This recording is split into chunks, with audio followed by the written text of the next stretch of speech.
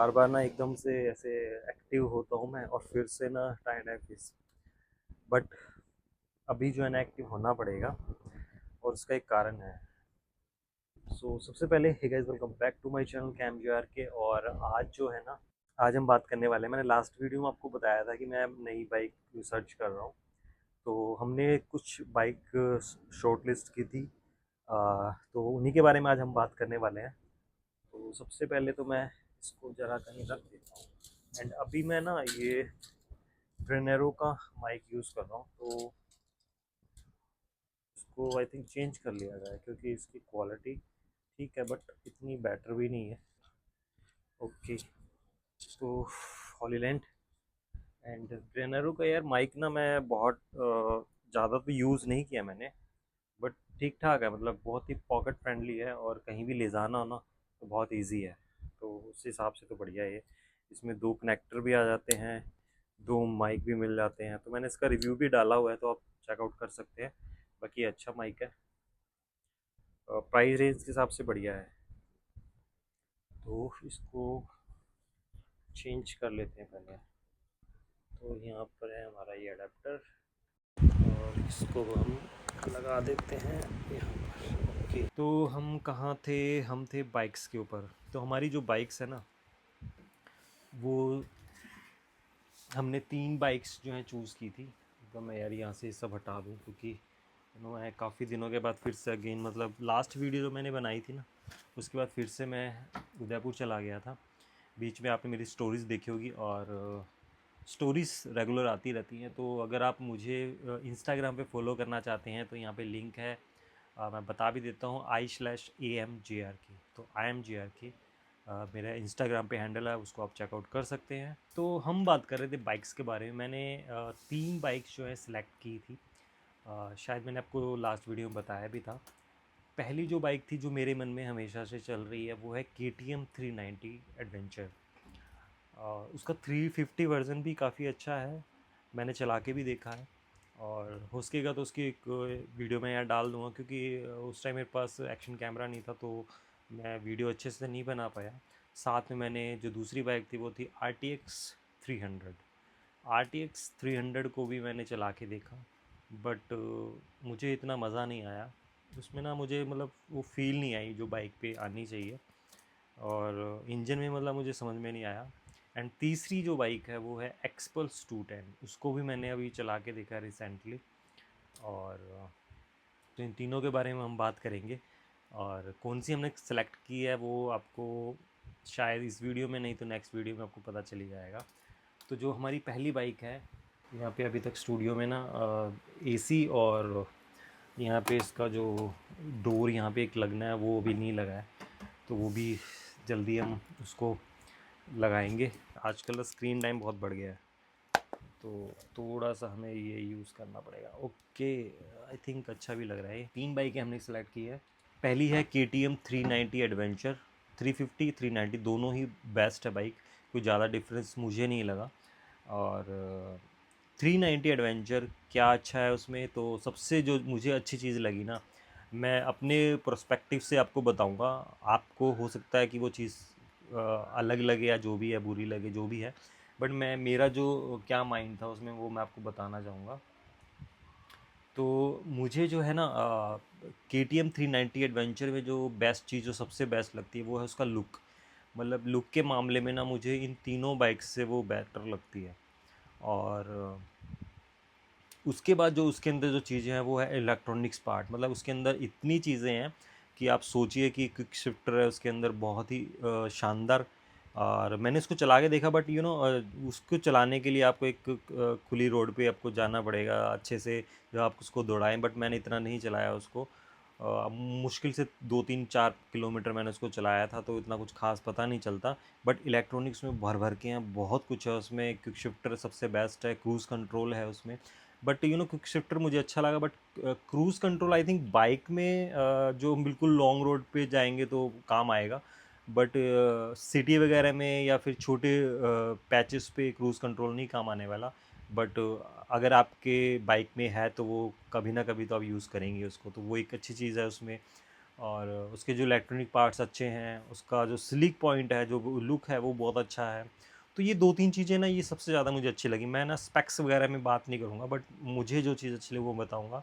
और जो चीज़ मुझे उसमें अच्छी नहीं लगी वो भी मैं आपको बताने वाला हूँ। उसमें मुझे अच्छा क्या नहीं लगा ना, उसमें मुझे अच्छा नहीं लगा उसका जो बजीनेस है ना, मतलब जो स्टार्टिंग पॉइंट होता है उसका, उसमें ना बहुत ज़्यादा बज आपको फ़ील होता है। अब वो नई बाइक थी बिल्कुल, 350 सीसी मैंने चलाई थी, तो नई बाइक थी शायद इसलिए उसमें लग रहा था, या फिर क्या था मुझे नहीं पता। बट मुझे ना जो एकदम से जो, मतलब मैंने बाकी दोनों बाइकें चलाई हैं उनसे ज़्यादा मुझे उसमें बज़नेस लगी। तो वो चीज़ एक थी, मुझे थोड़ा-सा मतलब समझ में नहीं आया। बाकी उसमें बैठने के ऊपर आप जब उसका फ़ील था वो अच्छा था। मुझे कोई भारी नहीं लग रही थी वो। जैसे हिमालयन वगैरह मैंने आपको बताया कि हिमालयन मुझे हमेशा हैवी वेट लगती थी, बट केटीएम के साथ ऐसा नहीं लगा। केटीएम एकदम बहुत बढ़िया बाइक लगी मुझे इस मामले में। और सीट हाइट भी उसकी काफ़ी अच्छी है। मेरी जो हाइट है वो 5.67 के आसपास है, तो उस हिसाब से काफ़ी अच्छी लगी।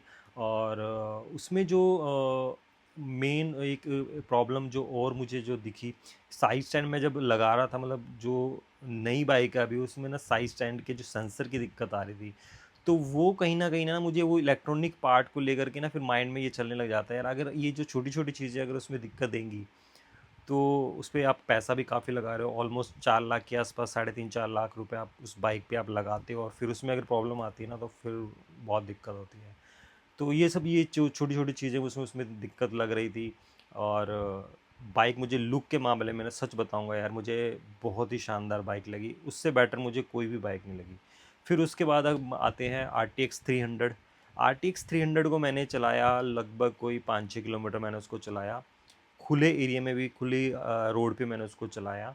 और उसका जो ना उसके अंदर ना वो जो पावर जो है ना फ़ील, मतलब ना उसमें वो मज़े वाली बात नहीं लगी मुझे। मतलब ऐसे स्टार्टिंग में ठीक है, मतलब अगर हम बात करें पावर है उसमें, बट वो जो डिलीवरी, जो पावर की डिलीवरी जो जाती है ना, वो जो मज़ा आता है एकदम से पंच वाला, वो चीज़ उसमें नहीं लगी। और वो चीज़ मैं आपको बता, वैसे मुझे मेरा जो राइडिंग स्टाइल है ना वो ऐसा नहीं है कि मैं एकदम से खींच के गाड़ियों को भगा के चलाता हूँ। मेरा जो राइडिंग स्पीड जो रहती है वो 80-90-100, 80 to 100 के बीच में मान के चलिए, इतना ही मैं चलता हूँ। और 100 तो बिल्कुल खुले हाईवेज पे मैं चलता हूँ, अदरवाइज़ मेरी 80 के आसपास स्पीड रहती है। तो उस हिसाब से ना मुझे उसमें ना, जब आप मैक्स स्पीड पे जा रहे थे ना, मतलब 80 के बाद ही मुझे उसमें ना ऐसे बजीनेस सी लग रही थी बाकी। और दूसरी चीज़ है उसमें ना, जो उसकी हाइट है वो ठीक ठाक लगी मुझे, कोई दिक्कत नहीं है। मैंने उसको बैक करके भी देखा पैरों से, तो इजीली मैं कर पा रहा था। और हाइट ठीक ठाक थी उसकी, जो हाइट है वो 835 आई थिंक, 830 या 835 के आसपास है। तो इन तीनों बाइक में सबसे ज़्यादा टॉल शायद वही है। और उसमें और दूसरी चीज़ ना, उसका जो बॉडी है ना, वो बॉडी बहुत ज़्यादा ना बल्की सी है। तो जब आप उसको टर्न वगैरह ले रहा था मैं ना, तो उसमें थोड़ी सी दिक्कत आ रही थी मुझे। तो मुझे वो चीज़ ना थोड़ी सी उसमें समझ में नहीं आई, इसलिए मैंने उसको थोड़ा कंसिडर नहीं किया। बाकी ना इंजन ठीक ठाक है, नो डाउट, ऐसा नहीं कहूँगा कि बेकार है, बट ठीक ठाक है, बढ़िया है इंजन। मतलब उसमें ना जो उसके जो क्रूज़ कंट्रोल वगैरह जो चीज़ें हैं ना, उसमें भी बहुत सी चीज़ें हैं जैसे केटीएम में है। बट जो केटीएम की जो क्रूज़ और ये सब चीज़ें कि शिफ्टर वगैरह, वो काफ़ी ना, मतलब रिफाइंड है, जो अभी उसमें नहीं मुझे लगी इतना। और वो मैंने यूज़ नहीं की, तो अभी मुझे इतना भी ये भी नहीं मैं बोल सकता कि, बट हाँ, जो बटन वटन की जो फ़ील और वो सब चीज़ें ना, ईज़ी टू यूज़ जिसे आप बोल सकते हैं ना, वो बाइक मुझे उसके अंदर फ़ील नहीं आई। फिर उसके बाद मैंने एक्सपल्स के भी रिसेंटली मैंने उसकी भी टेस्ट राइड ली। एंड एक्सपल्स में जो है ना, उसका जो सीट हाइट है वो 830 के आसपास है। और एक्सपल्स की जो बढ़िया चीज़ थी ना, वो थी उसका जो, मतलब मैं उसको जब चला रहा था ना मैन्यूवर करके, मतलब बिल्कुल मैंने उसको ऐसी नैरो रोड पे चलाया और इतनी भीड़ वाली रोड पे चलाया, फिर भी मुझे उसको चला के जो फ़ील आया ना, मैंने उसको टेस्ट राइड मैंने एक्सपल 210 का आज से कोई 2-3 महीने पहले भी लिया था। बट उस टाइम ना शायद मैंने उसको ना, मेरा माइंड में उस टाइम केटीएम 390 चल रही थी। तो अभी मेरा जो माइंड है वो ओपन हो चुका है तीनों बाइक के लिए। तो इसलिए जब मैंने अब उसको बाइक को चलाया ना, और मैंने उसको हाईवे पे खींच के भी देखा, तो 80-90 तक वो बढ़िया आराम से जा रही थी। और मतलब जो वो मज़ा आ रहा था मुझसे उसको चलाने में, क्योंकि लाइट वेट फील हो रही थी काफ़ी, और उस बल्कि भी नहीं है इतनी वो। तो वो जब चीज़ें हैं ना, वो मुझे उसमें ना बहुत अच्छी लग रही थी, मतलब चलाने में ना, जो एक पंच आता है ना, वो चीज़ मुझे उसमें देखने को मिली। तो ये चीज़ उसमें मुझे काफ़ी अच्छी लगी। और उसमें ना मुझे जो चीज़ अच्छी नहीं लगी वो भी मैं आपको बताता हूँ। उसमें मुझे जो सबसे अच्छी चीज़ नहीं लगी वो थी ट्यूबलेस वाली दिक्कत। मतलब वो मुझे ना मेरी लास्ट बाइक में भी मुझे उसमें 2-3 बार प्रॉब्लम आई। बट अगेन मैं अगर ये सोचूं कि एक्सपल्स में ये सबसे बड़ी दिक्कत मुझे लगती है, वो है ये ट्यूबलेस टायर। अब ऐसा है कि ट्यूबलेस टायर को हम रिप्लेस भी कर सकते हैं, ऑप्शन भी हैं, अभी रिसेंटली आ गए हैं। जो स्टॉक टायर के अंदर आपको कॉन्फिडेंस मिलता है वो शायद आपको ना एसेसरीज़ वाले चीज़ों में नहीं मिलता। तो वो स्टॉक जो चीज़ें होती हैं ना किसी भी बाइक में, वो ज़्यादा बेटर रहती है मेरे हिसाब से। तो अभी जो मैं तीनों बाइकों को देखें तो एक्सपल्स जो है ना उसमें थोड़ी-सी मुझे ना रिलायबिलिटी के भी इश्यू लगे। बट एक चीज़ मैं आपको बताना चाहूँगा, रिलायबिलिटी की अगर हम बात करें ना, तो चाहे आप कोई भी बाइक ले लीजिए, इश्यू हर बाइक में आने वाले हैं। अगर आप 4 लाख की बाइक लेंगे ना, तो आपको 40,000 रुपए का इशू आएगा। अगर आप 2 लाख की बाइक लेंगे तो आपको 20,000 का इशू आएगा। अगर आप 1 लाख की बाइक लेंगे तो 10,000 का इशू आएगा। मतलब इशू जो है ना, अब जितनी महँगी आप चीज़ों पे जाएँगे उतना महँगा इशू आएगा। तो अभी जो है ना मेरे लिए जो मेन चीज़ है ना वो है ट्रैवलिंग और टूरिंग। मतलब मेरे लिए बाइक इम्पोर्टेंट नहीं है इतनी कि कौन सी बाइक होगी, बट हाँ ऐसी बाइक होनी चाहिए जो मेरे लिए कैपेबल हो। तो एक्सपल्स को अगर मैं देखता हूँ तो उसमें मुझे जो है रिलायबिलिटी जो है शायद कम मिलेगी, बट उसके इश्यूज़ जो हैं अगर होते भी हैं तो उस पे जो मेरा एक्सपेंस है वो काफ़ी कम होगा। अब तीनों बाइकों को अगर हम देखते हैं तो तीनों बाइकों की माइलेज की अगर हम बात करें तो जो हमारी केटीएम है उसके जो माइलेज है वो 30 मैक्स जाएगी। मतलब क्योंकि जब आप इतनी हैवी मशीन लेते हैं तो उसको आप, सिंपल सी बात है, आप जब आप हाईवे पे जाएंगे तो उसको दौड़ाएंगे, और अगर आप उसको मैक्सिमम टू मैक्सिमम देखेंगे तो 32 से ज़्यादा माइलेज नहीं निकाल सकते। अदरवाइज़ अगर आप सिटी वगैरह में चलाएंगे तो 25, और मैंने कई लोगों से सुना है कि 22-20 के आसपास भी उसका माइलेज गिर जाता है। तो वो सब चीज़ें हैं। तो और दूसरी तरफ है, अगर हम आर्टिक्स की बात करें तो आर्टिक्स का जो माइलेज है वो भी 30 और 32-35 के आसपास रहने वाला है, क्योंकि इंजन जो है ना वो बहुत ज़्यादा, आप उसको जब रैप करेंगे तो माइलेज जो आपका कम जाएगा। अगर आप उसको आराम से चलाएंगे तो थोड़ा सा माइलेज आप उसके अच्छा निकाल सकते हैं। तो 35 तक मैं उसका माइलेज मानता हूँ। एंड अगर एक्सपल्स की बात करें तो एक्सपल्स में 35 का मेरे को लगता है कि माइलेज जो है 80-90 की स्पीड पे आराम से मिल जाएगा, और अगर आप उसको और आराम से चलाएंगे तो उसमें माइलेज आप 40-45 तक भी लोगों ने निकाला है। तो अब जो अगर हम कंक्लूजन देखें तो मेरे हिसाब से जो है तीनों बाइकों में अगर हम देखें कि सबसे बेस्ट और चीप कौन सी पड़ेगी तो वो एक्सपल्स ही निकल के आती है।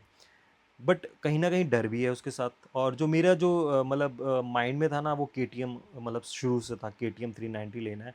और अभी ऐसी चीज़ है कि ऐसा नहीं है कि मैं बाइक तीनों में से कोई भी बाइक मैं ले सकता हूँ। हाँ, जो हमारी आरटीएक्स 300 है वो अभी अवेलेबल नहीं है। एक बार बीच में तो मैंने मतलब बिल्कुल पेमेंट भी मैंने कर दी थी, और ये हो गया था कि यार मुझे बाइक अब आरटीएक्स 300 लेनी है। जब तक मैंने उसको चला के नहीं देखा था क्योंकि कहीं भी अवेलेबल नहीं थी। बट उसके जो रिव्यूज़ वगैरह थे उसके हिसाब से मुझे वो अच्छी लग रही थी। बट जब मैंने उसको चलाया ना, मेरा जो माइंड है ना वो बिल्कुल चेंज हो गया। इसीलिए बोलते हैं जब तक आप बाइक को नहीं लेते ना, तब तक आप किसी भी बाइक के बारे में कुछ भी राय नहीं बना सकते। सामने वाला क्या बोल रहा है उसको वो अपने हिसाब से बोल रहा है, आपको क्या चाहिए वो आप अपने हिसाब से देखिए। तो मैं वही कहना चाहूँगा कि आप अगर जो भी बाइक लेते हैं, कुछ भी लेते हैं, तो एक बार आपको टेस्ट राइड ज़रूर लेनी चाहिए, चाहे आप 1-2 किलोमीटर की क्यों ना लें। हाँ, आपको सब चीज़ें नहीं पता चलेगा, बट एटलीस्ट आपको बेसिक जो चीज़ें हैं, जो आपको चाहिए, जो आप डेली यूज़ करेंगे, उसकी हाइट है, उसका इंजन कैसे काम करता है, वो सब चीज़ें, बेसिक चीज़ें आपको समझ में आ जाएँगी थोड़ी बहुत। तो जब मैंने अब राइड लेने के बाद मेरा जो माइंड है ना, वो मैं थैंक्स करता हूँ कि यार मैंने आरटीएक्स नहीं ली।